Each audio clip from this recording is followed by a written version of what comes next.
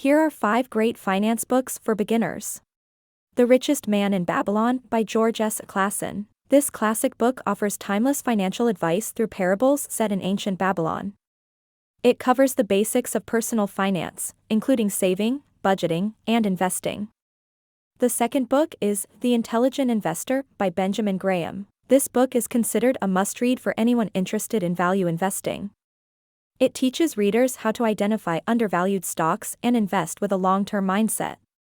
The third book is The Total Money Makeover by Dave Ramsey. This practical book offers a step-by-step plan for getting out of debt, saving for emergencies, and building wealth. It's a great resource for anyone looking to improve their financial situation.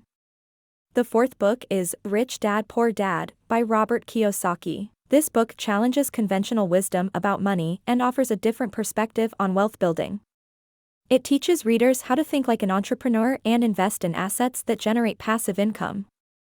Last but not the least, A Random Walk Down Wall Street by Burton Malkiel. This book is a great introduction to investing for beginners.